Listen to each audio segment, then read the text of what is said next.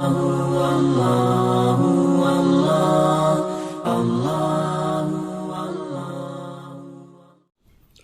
بھائی، اگلا سوال ہے، میرے والد صاحب کا نیو کرنسی بیچنے کا کروڑوں کا بزنس ہے۔ اس کاروبار کے تحت ہم لوگ بینک سے بالکل نئے نوٹ لے کر تھوڑا سا پروفٹ مارجن رکھ کر ہاروں والی دکان پر سپلائی کر دیتے ہیں۔ کیا نیو کرنسی ریٹ کا اس طرح کا بزنس حلال ہے؟ کیٹاگوریکلی میں کہوں گا یہ بزنس بالکل حرام ہے، کتاب و سنت کی روح سے بھی اور پاکستان کے قانون کی روح سے بھی یہ بالکل غیر قانونی بزنس ہے، اس کی کوئی قانونی حیثیت نہیں ہے۔ میں اس کے دلائل کو بعد میں ذکر کروں گا، پہلے آپ اس کو یہ سمجھ لیں کہ یہ چلاکی کر رہے کیا ہوتے ہیں۔ بیسیکلی ہمارے ملک کے اندر یہ بزنس جو ہے وہ ایک مافیا ہے جو اس بزنس کو لے کے چل رہا ہے۔ اسٹیٹ بینک آف پاکستان جو ہے نا وہ نئے نوٹ چھاپتا ہے اور اس کے اگینسٹ جو پرانے نوٹ ہیں نا ان کو ریٹریو کرتے ہیں، وہ جو پھٹے پرانے ہوتے ہیں ان کی جگہ نئے نوٹ چھاپ دیتے ہیں۔ اور ویسے بھی آپ کو پتہ ہے کرنسی بعض کا ڈی ویلیو ہوتی ہے، تو ان کو وہ نوٹ وہ چھاپ رہے ہوتے ہیں، اسی وجہ سے کرنسی ڈی ویلیو بھی ہو رہی ہوتی ہے۔ یہ ایک الگ سے ایک فائنانس کی ایک چیز ہے، وہ الگ سے ایک چیز ہے۔ بہرحال اس کے بعد یہ نوٹ جو ہیں وہ چونکہ بینکس کو یہ بھیج دیتے ہیں۔ بینکس کا کام یہ ہوتا ہے کہ وہ ان نوٹس کو عوام الناس میں تقسیم کریں گے ان سے پرانے نوٹ لے کر، اور خصوصاً آپ دیکھیں گے کہ عید کے دنوں کے اندر باقاعدہ اناؤنسمنٹ ہوتی ہے، آپ کو بینک کی طرف سے میسج آتا ہے کہ آپ اپنا شناختی کارڈ لے کے آئیں اور اتنے نئے نوٹ ہم سے لے سکتے ہیں پرانے نوٹ دے کے، کیونکہ عید کے موقع پہ لوگوں نے عیدی دینی ہوتی ہے ویسے، اور ان دنوں میں اے ٹی ایم مشینز کے اندر بھی نئے نئے نوٹ نکل رہے ہوتے ہیں اور لوگ بڑے خوش ہوتے ہیں۔ وہ اسٹیٹ بینک بھیجتا ہے کہ یہ آپ نے کرنا ہے۔ اب اسٹیٹ بینک نے سپوز 10 لاکھ روپے کے نوٹ بھیجے ایک بینک کے اندر نئے۔ اب لوگوں کو تو اتنی ایجوکیشن ہوتی نہیں ہے، کئی لوگ نہیں بھی لیتے جا کے، یا وہ لینے جائیں گے تو آگے تو ماشاءاللہ جو بیٹھے ہوئے ہیں وہ تو بدماش ہیں پورے، وہ جھوٹ بول دیں، آپ کو کیا پتا ہے ان کے اوپر کوئی کاؤنٹر چیک نہیں ہے، آڈیٹرز آ جائیں تو وہ اپنا ریکارڈ خرد برد کر دیتے ہیں۔ وہ کیا کرتے ہیں، وہ 50 لاکھ کے تو شاید لوگوں کو دے دیے یا 25 لاکھ کے، باقی 75 لاکھ کے اپنے پاس رکھ لیے۔ اگر 100 لاکھ آئے ہوئے ہیں یا سپوز 10 لاکھ کے آئے ہیں تو 5 لاکھ کا انہوں نے لوگوں کو نئے نوٹ دے دیے اور 5 لاکھ اپنے پاس رکھ لیے، اور وہ پھر بیچتے ہیں یہ نیو کرنسی نوٹس کے کاروبار کرنے والوں کو۔ اور آپ سن کے حیران ہوں گے، اچھا خاصا وہ پیسہ لیتے ہیں، یعنی 1000 روپے کا نیا نوٹ اس وقت پاکستان میں آلموسٹ ریٹ چل رہا ہے نا، 1000 روپے کا نیا نوٹ وہ 1200 روپے میں دیتے ہیں۔ یعنی ایک نوٹ کی بات نہیں ہو رہی، ایک نوٹ سے مراد میں یہ کہہ رہا تھا پوری تھدی، یعنی 1000 روپے کا اگر آپ پورا پیکٹ لینے کے لیے جائیں مارکیٹ میں، اب ظاہر ہے اس میں 10 کے 100 نوٹ ہوں گے، اب وہ آپ نے اگر تھدی مارکیٹ سے خریدنی ہے تو وہ آپ کو 1200، 1300 یا 1500 تک ملے گی، اور وہ نئی تھدی انہوں نے بینک سے 1200 روپے میں لی ہوتی ہے۔ آگے پھر وہ پروفٹ رکھ کے بیچ دیتے ہیں ہاروں والوں کو، کیونکہ وہ نئے نوٹ ہوتے ہیں۔ پرانے جو 10 کے نوٹ ہیں وہ تو ظاہر ہے کہ پھر وہ اس طرح تو نہیں بکیں گے، لیکن پرانے کی تھدی ہو یا نئے کی تھدی، دونوں کی ورتھ برابر ہے۔ چونکہ دونوں کی ورتھ برابر ہے لہٰذا اب اس طرح کا پروفٹ لینا اس کے اوپر، یہ نوٹ کے بدلے نوٹ ہے اور وہی والا نوٹ ہے اسی جنس کا ہے، یہ بالکل حرام ہوگا۔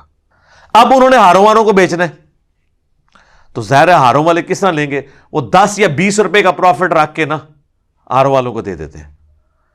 بینک میں جو بیٹھا ہے نا بدماش، اس نے 1000 روپے کے پیچھے 200 روپے کما لیا ہے، نوٹ کے بدلے نوٹ، حالانکہ دونوں نوٹوں کی سیم ویلیو تھی۔ کیا پرانا 1000 کا نوٹ، اس کے اگر 20 کلو آلو آتے ہیں تو نئے نوٹ کے 40 کلو آلو آئیں گے؟ اتنے ہی آئیں گے، ورتھ تو ایک ہے، لیکن وہ اس چیز کا فائدہ اٹھاتے ہیں۔ اب ہاروں والے جو آگے کر رہے ہیں نا کاروبار، وہ تو درست ہے، کیونکہ وہ ویلیو ایڈیشن کر رہے ہیں، کموڈٹی انوالو ہوگی۔ انہوں نے نیا نوٹ لیا، اس کو مینیجیبل فارم میں رکھ کے خوبصورت ہار بنائے، تو ظاہر ان کی محنت لگی ہے، سٹیپلر کیا ہے، ایک نوٹ کو موڑا ہے، پھر اس کو ایک مینیجیبل فارم میں انہوں نے ویلیو ایڈیشن کی ہے اور وہ ایک کموڈٹی بن کے سامنے آ گئی ہے۔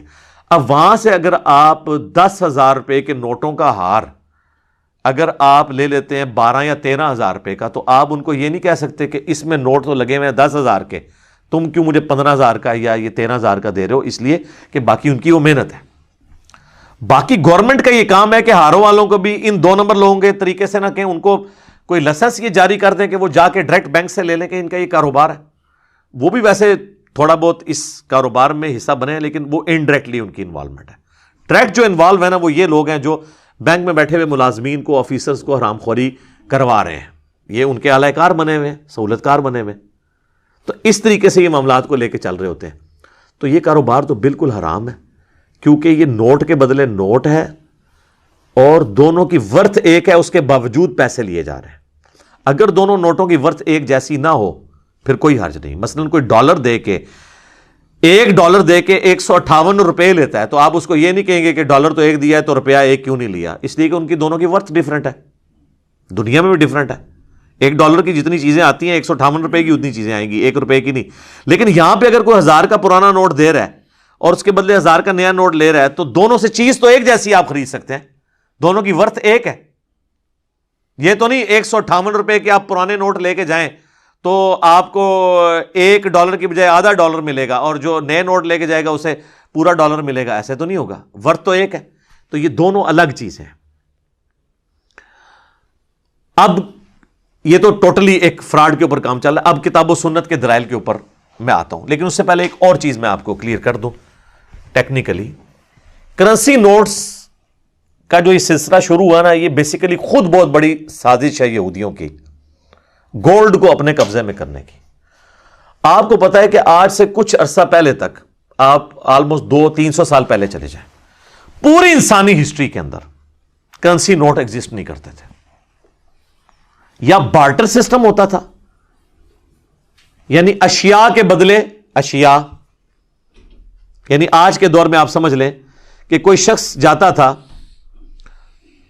تندور والے کے پاس اور اسے کہتا تھا 1 کلو دودھ لے لو اور مجھے 10 روٹیاں دے دو. آج کے دور میں نے ذرا قریب بات کی, کیونکہ 1 کلو 100 روپے کا آلموسٹ ریٹ ہے, تو اور روٹی 10 روپے کی ہے.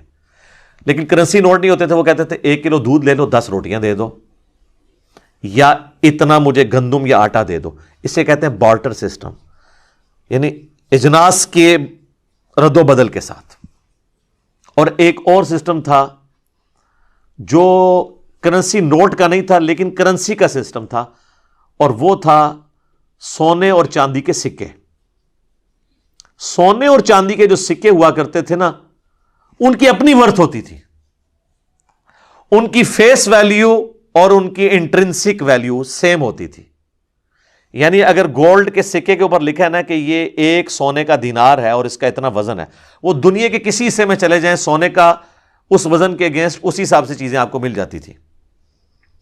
تو اسے کہتے ہیں فیس ویلیو, اور انٹرنسک چھپی ہوئی ویلیو بھی وہی ہوتی تھی اس کی.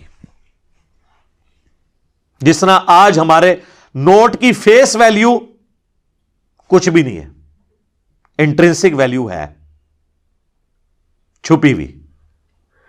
فیس ویلیو کیا ہے؟ یہ جو 5000 روپے کا نوٹ ہے, اس کی اپنی ویلیو کیا ہے؟ یہ کاغذ ہے جس کے اوپر ایک پرنٹنگ ہوئی ہے. دنیا میں کہیں لے جائیں, اگر یہ پاکستان کی گارنٹی پیچھے اسٹیٹ بینک کی نہ ہو, آپ سے کوئی بھی نہیں یہ کاغذ کا ٹکڑا لے گا.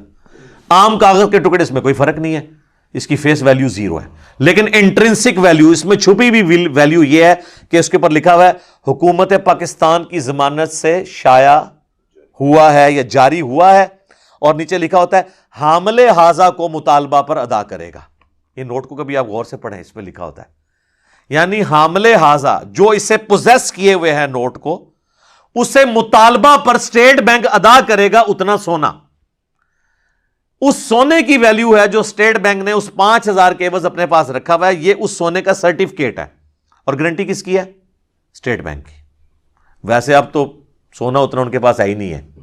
شروع میں تو تھا جب یہ سسٹم نیا شروع ہوا.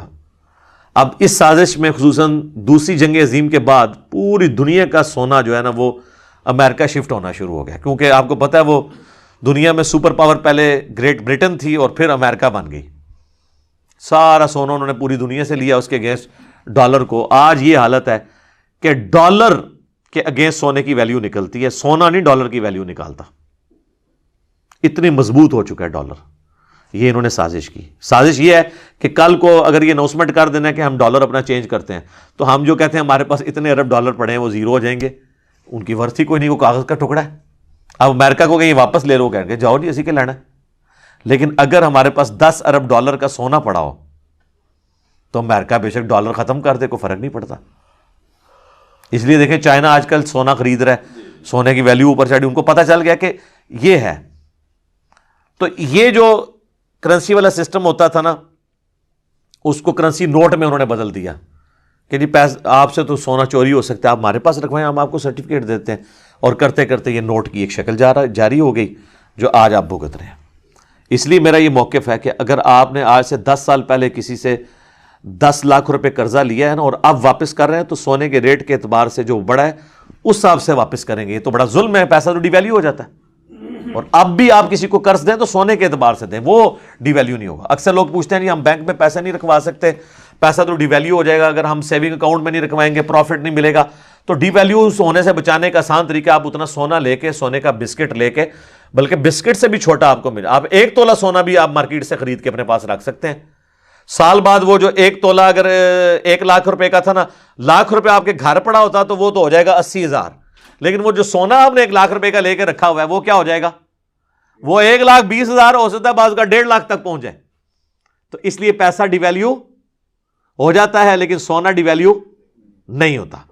تو یہ میں آپ کو ایک مدنی نسخے بھی بتا رہا ہوں، ٹوٹکے بھی بتا رہا ہوں ساتھ ساتھ. تو یہ سونے والا معاملہ جو ہے نا، یہ ایک سازش کی انہوں نے، اور جس کو اب پوری دنیا بھگت رہی ہے. پہلے یہ معاملہ نہیں ہوتا تھا. بہرحال یہ میں کرنسی نوٹ کو جائز سمجھتا ہوں، یہ نہیں ہے کہ آپ یہ کہ میں سے، اب چونکہ سسٹم ایک چل رہا ہے، لیکن بہتر ہے کہ ہم کرنسی نوٹ کی بجائے سونے کے اوپر واپس آئیں. سونے کی ورتھ ہے، چاندی تو اب سلیٹ ہو چکی ہے آلموسٹ دنیا سے، اب سونے کے اوپر یہ معاملات چل رہے ہیں. اب میرے بھائیوں ہم اس کی طرف آئیں جو شرعی طور پہ یہ نئی کرنسی کا جو کاروبار والا معاملہ ہے. وہ بخاری اور مسلم دونوں میں حدیث ہے کیٹاگوریکلی. اللہ کے نبی صلی اللہ علیہ وآلہ وسلم نے فرمایا کہ سونے کے بدلے سونا، چاندی کے بدلے چاندی، کھجور کے بدلے کھجور، جو کے بدلے جو، گندم کے بدلے گندم، اور بعض احادیث میں اور اجناس کا بھی ذکر ہے، ان کا کاروبار نہیں ہوگا مگر دست بدست اور ہم وزن. ادروائز نبی اسلام نے فرمایا یہ سود ہے. یعنی اگر کسی نے 1 تولہ سونا کسی کو دیا ہے،